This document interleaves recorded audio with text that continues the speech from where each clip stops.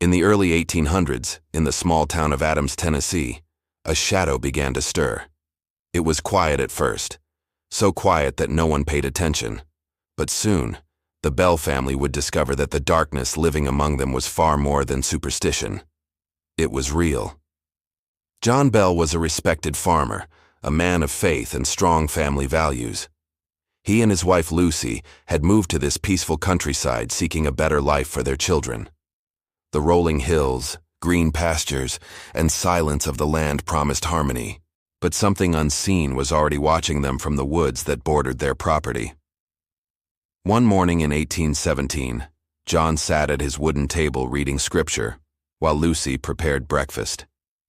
The sound of their children's laughter filled the room, until it stopped. A soft knocking echoed through the house.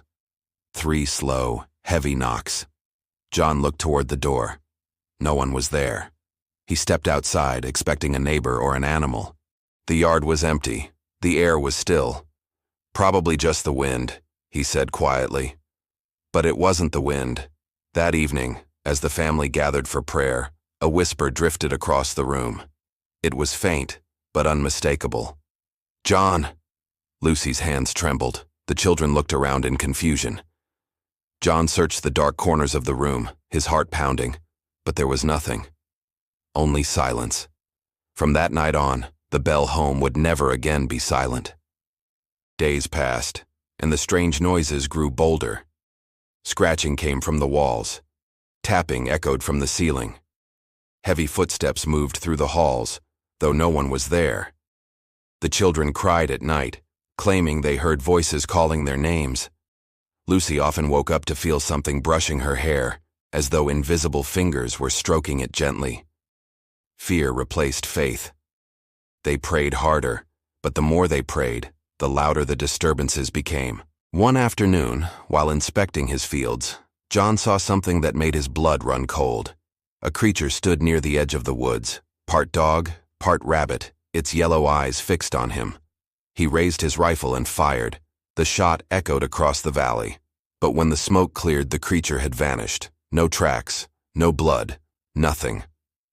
That night the whispering returned, but it was no longer soft. It spoke names. It mocked their prayers. And for the first time it laughed. A deep female laugh that sent chills down every spine in the house. "John Bell," it whispered, "I'll get you."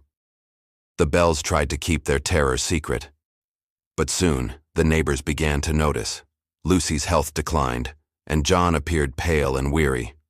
The children spoke of unseen hands pulling their hair and voices calling them into the woods. At first, the community whispered that the Bells were cursed. Others said John had angered God. Then the neighbors began hearing it too. Late at night, from across the fields, they heard a woman's voice singing hymns, reciting scripture, and laughing in the dark. Some even claimed to see a faint light glowing through the trees behind the Bell home. As the months passed, the entity grew more aggressive. Objects moved on their own. Furniture shook violently. The family's youngest daughter, Betsy, became the spirit's main target. At night, she was slapped, scratched, and pinched by invisible hands. The marks on her skin were real, the bruises undeniable. The spirit began to speak more clearly, revealing itself through the voice of a woman. "I am a spirit," it said. "I was once happy, but now I am disturbed." It called itself Kate. Others simply called it the Bell Witch. The voice was cruel and cunning. It taunted John, recited his private thoughts aloud, and mimicked the voices of the family. Sometimes it sang hymns. Sometimes it cursed for hours. And sometimes it would laugh and whisper that John Bell's days were numbered. Terrified, John sought help from his closest friend and neighbor, James Johnston. James and his wife spent a night at the Bell home, determined to prove or disprove the haunting. That night they experienced the same terror: whispers, covers being ripped away, and a violent slap across James's face by an unseen force. When morning came, he swore to the Bells that what haunted them was real. Word spread quickly. Curiosity seekers, skeptics, and clergymen began to visit the Bell home, hoping to witness the phenomena. Many did. Some left in fear, others left in disbelief. But no one could explain what was happening. Soon even local preachers came to perform blessings. Yet the spirit mocked them, repeating their prayers word for word, laughing as they trembled. It seemed to know everything about everyone who entered the house, their secrets, their past sins, even private conversations they'd never shared aloud. The Bell Witch grew stronger. The voice that once whispered now shouted through the house, rattling windows and shaking doors. Lucy fell ill, her once gentle spirit worn down by sleepless nights and terror. John's health, too, began to decline. His hands shook, his vision blurred. The voice told him, "John Bell, you will not live to see another spring." One cold night, Betsy woke screaming. The spirit had whispered something new. It told her that if she ever tried to marry a certain local boy, Joshua Gardner, she would be cursed forever.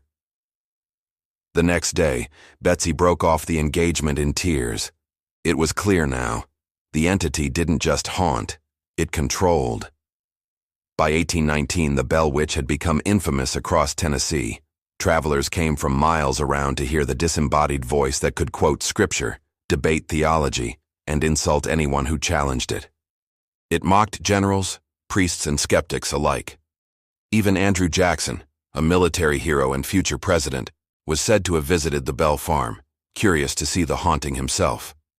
According to legend, when Jackson's men arrived, their wagon refused to move as if an unseen force held it in place. A strange voice told them, "You may go on now." The wheels suddenly turned freely, and the men rode on, pale and silent. That night, as they camped near the Bell house, one soldier claimed to have been struck and thrown by invisible hands.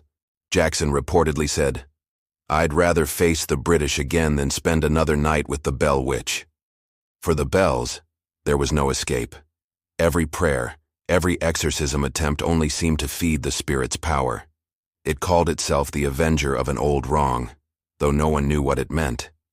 John begged for mercy, but the voice only laughed. By the end of 1820, John Bell was gravely ill.